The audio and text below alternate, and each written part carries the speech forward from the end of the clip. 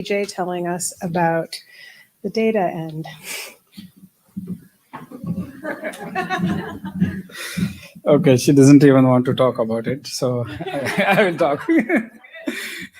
So basically, I'm trying to put forth some challenges that we have been facing in combining. You have been watching since the morning the variety of collections that we have, the variety of teams that are working, the way people are working, and some of them really systematic, some of them still trying to figure out how to do things. And so we have a very broad spectrum of targets in some sense, how much every group wants to achieve by end of the project.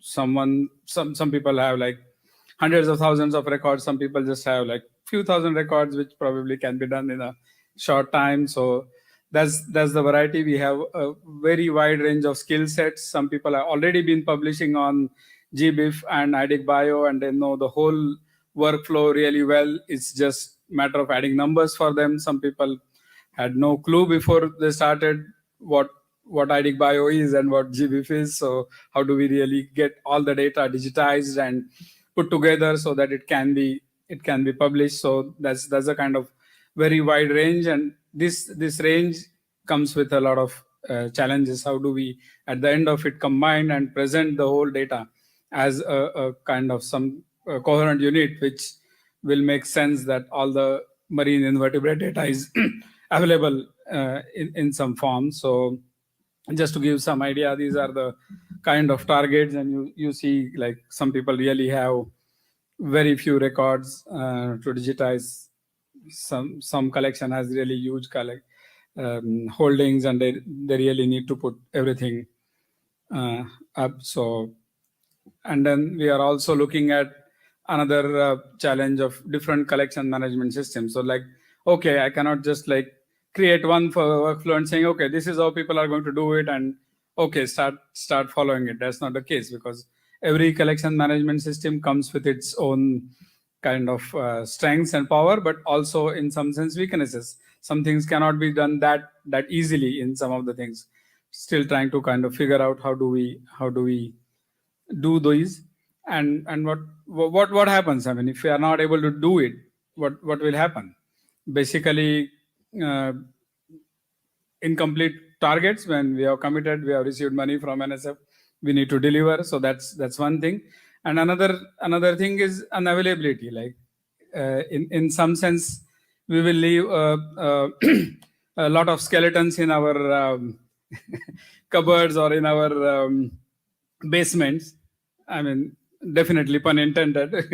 Like we literally have all these specimen, and if people don't know about them, there is no use further down the line. So these are kind of the consequences. So we started looking at, okay, we really need to follow some standardization. So at the end of it will be available as a coherent unit. So we have a lot of things to take care, basically. So we are looking at some kind of common framework or structure to organize everything. We should enable this integration of data, so that even though it is coming from 19 different institutions, it still should look like something that someone can use, because there are groups of specimen which are sometimes coming from the same lot of the same taxonomic grouping, but are from really different places. So it all should make sense, basically. And then that only will improve the accessibility, and then we will be able to publish it on IDIC-Bio and GBIF, so that more and more people can use it. And then that will ultimately kind of enable more collaboration, more informed decision making, more use in conservation related projects. So that's the kind of thing we are striving to do. Okay. So the workflows are like the whole workflow is some sense generic workflow. We have some really important components in most of the collections that we need to achieve. We need to obviously start with digitizing the metadata, we need to then geolocate all that so that it makes sense where on earth it is. A big challenge is always scientific name harmonization, because people do have on their labels some old names which are now changed over time. Sometimes you're using synonym and things like that. So we need to harmonize that so that at the end of it, DigBio and GBIF understand what entity we are talking about. So that's ultimately the goal, so that people can access our data whenever they need to. And then when we have these steps done, we need to curate the data, make sure everything is right. Simple thing is date is in the right format, not American versus British and things like that, and certain quality control. And once it is own data is ready, make sure it is standard compliant, convert into Darwin Core, and then actually publish using integrated publication toolkit. So this is the generic workflow. As I was saying, some of them have already done all the steps. They don't really need help. Some of them are in different places, and we are kind of trying to get everyone on board and together. So what we have been doing is we have been following a pretty consultative process in some sense. So what we did was we developed a couple of formats. We developed a format for geolocation data sheet, so that can be all the data that needs geolocation can be sent to the Q-quadratics team who are going to geolocate them. And we also created a Darwin Core sheet. I'll show the examples very soon. So basically, so that everyone understands and everyone kind of tries to follow the similar. Again, there is flexibility. Some people have certain kinds of data, some people don't, but that doesn't kind of prevent them from starting to use these standards. And then what we did was we created these formats, we shared it with the whole team. We gave them like a couple of weeks to kind of go through, read, play around, and we got together. We had like almost a 2-hour meeting discussing everything. Okay, what are your concerns? Have you understood it? Do you know how to do everything? Do you need something changed? If someone, and then that was very important, because there were people who have been doing it for years. There were people who are trying it for the first time. So everyone in the same meeting discussing about, okay, why this should be done, why this should not be done, things like that.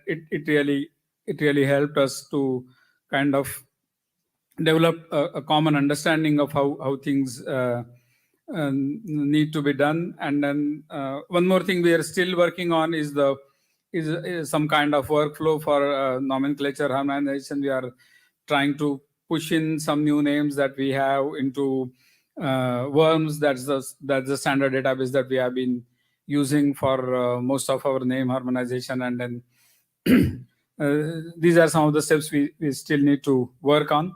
So this is an example of our geolocation sheet sample. So anything that is in the darker green color is like required fields. You have to have it in your table. The lighter green fields, they are strongly recommended.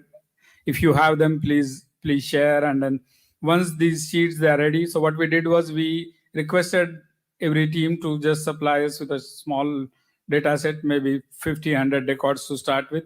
Send it us. We will the Q-quadratics team will geolocate it, send you back, so that it's kind of transparent from both ends. It should be the same, that the Q-quadratics people also should be expecting the same. They are able to process. And once you get that sample data back, you also try to kind of repatriate that geolocation data into your collection management system. So you kind of, in some sense, establish the whole pipeline that you, from extracting your points for geolocation to getting them back within your collection management system. So similarly, we have created a detailed Darwin Core data sheet, and again we have a couple of sessions to discuss about it, explain each and every point, and we also have a regular monthly office hour where people, if they have questions, how do I populate this field, we are always there to kind of discuss and help them out if anyone is not familiar with that. I'm just showing a quick example, like how we're trying to explain. So this is a typical record, and then we are trying to show them in Darwin Core where are each of these components are going to go and sit, so that this kind of visual thing it makes it very clear, saying, okay, oh, this is the place, and then this is how I need to be breaking it down into small chunks and kind of put it together so that everyone can make the tabulation ready, and then whenever we are ready, we will be kind of push it for publication. And then, yeah, I think the last point is continuous training. We have been working with all our groups to train them in different ways, that sharing skill sets. So things like simple data wrangling things. How do I use Excel to break down or put together my date field? Or how do I, if I have the latitude and longitude in the same field, how do I break them into two different fields, or calculate things using either Excel or Google Sheets or OpenRefine? Basically, we organized a training program. We also taught regular expressions, so that if someone wants to kind of find and replace certain things quickly, we have done that. And we are now planning few more sessions, definitely one on nomenclature organization, how we should put these together, and more to come about Darwin Core compliance of data, and then later on publishing on DigBio and GBIF. Yeah, so that's what I wanted to share, and I think I have a lot of time for questions.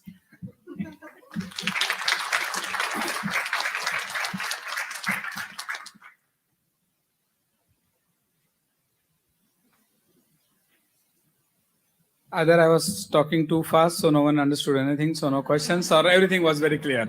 I would go with the latter.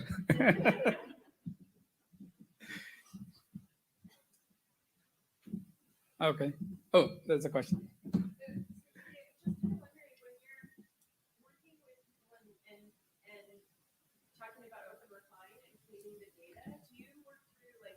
Standardized ways of creating each of the different columns and data sets? Or does that have to be kind of nuanced for every museum and every collection? Yeah, so the training we did was pretty generalized. So we said, okay, these are some of the things that you can do using OpenRefine. And one good thing is we have like a monthly office hour where we are there, and if people can tell us some questions in advance, or sometimes people just show up there and say, okay, I've been trying to do this, but I'm not able to do it. So sometimes we are able to provide a solution then and there. Sometimes we said, okay, hold on, we need some time. Let me figure out and come back to you. So either way, it has been working, but it was not canned procedure saying, okay, this is your field and this is not, because everyone has their own kind of data set and own kind of task to do. So it has been pretty open.